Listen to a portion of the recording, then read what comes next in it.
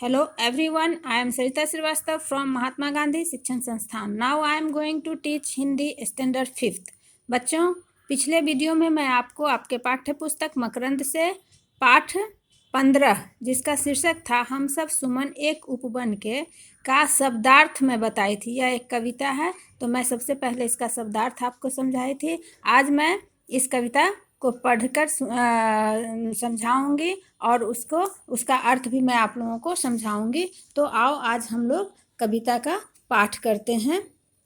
यह कविता हमारी एकता को भी एकता का भी संदेश देती है बच्चों. तो हम आओ इसका पाठ करते हैं. हम सब सुमन एक उपवन के, एक हमारी धरती सबकी, जिसकी मिट्टी से जन्मे हम, मिली एक ही धूप हमें है, सींचे गए एक जल से हम.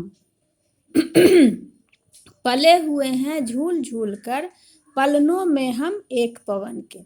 बच्चों, इसमें इस कविता के माध्यम से कवि कहता है कि हम सब, सुमन का मतलब होता है फूल और उपवन का मतलब होता है बच्चों बगीचा, जैसा कि आप याद किए होंगे शब्दार्थ. तो कवि इस कविता में कह रहा है कि हम सब यानी कि हम सभी जन हैं, हम सभी लोग, हम सभी भारतवासी एक ही बगीचे के फूल हैं और हमारी यह धरती हम सब की धरती है, जिसकी मिट्टी में हम सभी ने जन्म लिया है और हम सभी को एक ही सूरज की रोशनी मिली है, एक ही धूप मिली है हमें. हम सब एक ही जल से सींचे हुए हैं. ये इन पहाड़ों से जो नदियाँ बहती हैं उन्हीं का जल ग्रहण करके हम लोग सब इतने बड़े हुए हैं. पले हुए हैं झूल झूल कर, पलनों में हम सब एक पवन के. हम सभी कोई इसी हवा, पवन का मतलब होता है बच्चों हवा, इसी भारत की धरती पर पलकर, इस हवाओं में झूल झूल कर, हवा रूपी पलनों में झूल कर हम लोग बड़े हुए हैं.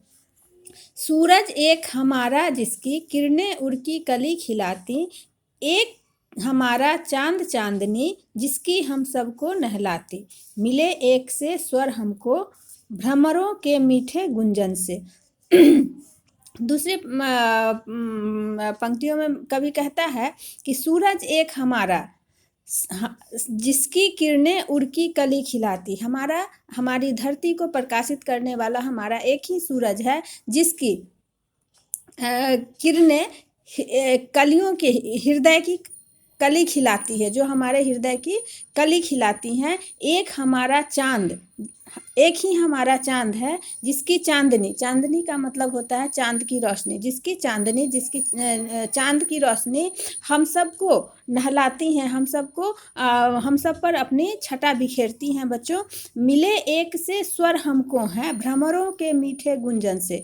भ्रमर यानी भौरा जो फूलों पर मंडराते हुए गुंजन करता है, गीत गाता है, उन्हीं के जैसा स्वर हम सभी को मिला हुआ है. हम सभी एक ही स्वर में कहते हैं कि हम सब भारतवासी हैं, हम सब इसी एक ही धरती पर पैदा हुए हैं, एक ही मिट्टी में जन्म लिए हैं, एक ही सूरज की रोशनी हम सब पर पड़ी है.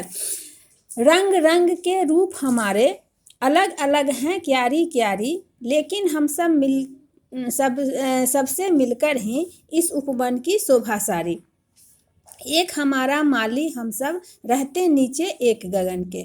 अब कवि कहते हैं कि हमारा वेशभूषा, रंग रंग के रूप हमारे अलग अलग हैं क्यारी क्यारी का मतलब होता है जैसे फूलों में सभी तरह के फूल रहते हैं, रंग रंग के फूल के एक और अलग अलग क्यारी में खिले हुए रहते हैं. उसी तरह से बच्चों, हम सभी, चाहे हम गोरे हों, काले हों, या हमारी वेशभूषा पहचान अलग क्यों न हो, लेकिन हम सब इसी उपवन की शोभा है, यानी इसी धरती की शोभा है. एक हमारा माली, माली हम कहते हैं जो पौधों की देखभाल करता है, लेकिन यहाँ पर कवि माली ईश्वर को कहा है कि एक हमारा माली हम सब रहते नीचे एक गगन के. हम सभी का एक ही मालिक है, हमारे ईश्वर एक ही है, जिसके छांव तले हम गगन के नीचे रहते हैं.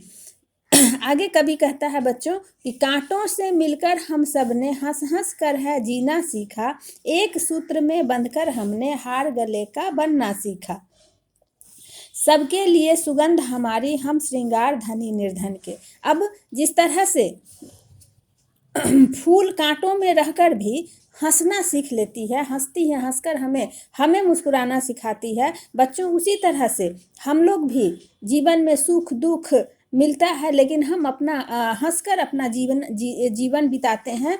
हम सब एक ही सूत्र में, एक ही धागा में, जैसे माला में बहुत सारा फूल मिलकर एक माले का निर्माण करता है, उसी तरह से एक ही धागा में पिरोकर हम लोग एक दूसरे के गले का हार बनना सीखा है। फूलों से हमने ये सब सीखा है। सबके लिए, जैसे फूल का सुगंध सबके लिए बराबर होता है बच्चों, उसी तरह से हम लोग भी एक दूसरे के लिए कोई भेदभाव न करें। सबके लिए सुगंध हमारी, हम श्रृंगार धनी निर्धन के। सभी, जैसे फूल कहती है कि हमारा सुगंध सभी के लिए बराबर है, चाहे, और हमारे फूलों से जो श्रृंगार करेगा वह धनी भी होगा, वह निर्धन भी होगा। तो फूल कहता है, फूलों का कहना है, कभी फूलों के माध्यम से कहता है कि ये फूल जो है वह सभी का श्रृंगार है, चाहे वह धनी हो या निर्धन हो। फूल सबके लिए, फूलों का सुगंध सबके लिए है, चाहे वह अमीर हो गरीब हो, ऊंचा हो नीचा हो, इससे फूलों को मतलब नहीं होता है। वह सबको अपनी सुगंध पहुंचाते, सब तक अपनी सुगंध पहुंचाती है, और सब उन फूलों का श्रृंगार करते हैं, इसीलिए करते हैं बच्चों। तो कभी हमको फूलों के माध्यम से यह कहना चाहता है कि हम सब भी फूलों की तरह ही एक माला में बंधे हुए हैं, चाहे हमारा धर्म अलग हो, मजहब अलग हो, रहन सहन अलग हो, खाना पीना अलग हो, वेशभूषा अलग हो, भाषा अलग हो, लेकिन हम सब एक ही धागे में बंधकर एक गले का, सबके गलों का हार बनना हमने इन्हीं फूलों से सीखा है। हमारा सुख दुख सबके लिए है। हम, चाहे वह धनी हो चाहे वह निर्धन हो, हमें किसी से भेदभाव नहीं करना चाहिए बच्चों। तो यह कविता बहुत ही रोचक भी था, ज्ञानवर्धक भी था, और मैं समझती हूँ कि इस कविता के माध्यम से आप भारत की एकता को समझते होंगे। अब अगले वीडियो में हम लोग इसके प्रश्न उत्तर को बनाएंगे। तब तक के लिए धन्यवाद।